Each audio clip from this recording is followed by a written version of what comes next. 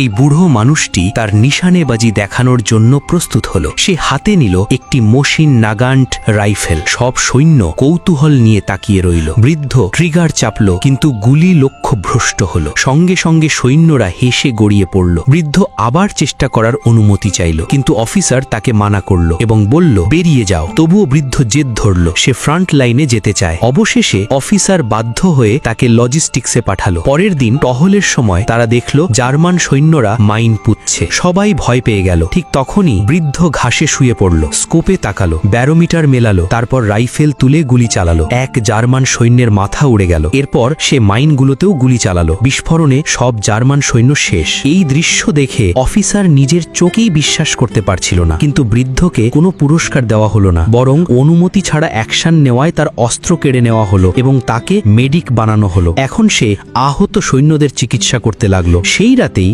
শত্রুরা হানা দিল। তারা চুপি চুপি এক সোভিয়েট প্রহরীকে ধরে ফেলল। গুলির শব্দে বৃদ্ধ দৌড়ে এলো সহায়তায়। সে সহজেই দুজন শত্রুকে মেরে ফেলল, একজনকে বন্দী করল। অবশেষে অফিসার বুঝল এই বৃদ্ধ সৈন্যকে আবার কাজে লাগাতেই হবে। জার্মান সেনারা প্রতিশোধ নিতে পাঠালো এক দক্ষ স্নাইপার। শীঘ্রই সে বৃদ্ধকে টার্গেটে নিল। ট্রিগার চাপতে যাচ্ছিল, ঠিক তখনই হঠাৎ এক ক্ষুধার্ত নেকড়ে সামনে এসে পড়ল। স্নাইপার গর্জে উঠল। নেকড়ে ভয় পেয়ে পালালো, কিন্তু রাইফেল আবার তুলতেই সে লক্ষ্য খুঁজে পেল না। ঠিক তখনই আরেক জার্মান সৈন্য আয়না ঝলকালো। উদ্দেশ্য বৃদ্ধের মনোযোগ সরানো, কিন্তু বৃদ্ধ ছিল চতুর। সে সঙ্গীকে বলল, গুলি বর্ষণ করো। জার্মান সৈন্য ফাঁদে পা দিল। সঙ্গে সঙ্গে বৃদ্ধ নিশানা করে এক গুলিতে তার মাথা উড়িয়ে দিল। এই দৃশ্য দেখে জার্মান স্নাইপার হতভম্ব হয়ে পালিয়ে গেল। অফিসার ক্ষেপে উঠল এবং সেনাদের কঠিন নির্দেশ দিল। সোভিয়েট অফিসাররা ভয় পেয়ে গেল, কারণ তারা চারদিক থেকে ঘেরাও হয়েছিল। সৈন্যরা পালাতে শুরু করলো। এই সংকট মুহূর্তে বৃদ্ধ বানালো একটি সাউন্ড ওয়েপন। একটা বিশাল স্পিকারের সাহায্যে সোভিয়েট সৈন্যরা কানে হাত চেপে ধরল। সিগন্যাল ফ্লেয়ারের সঙ্গে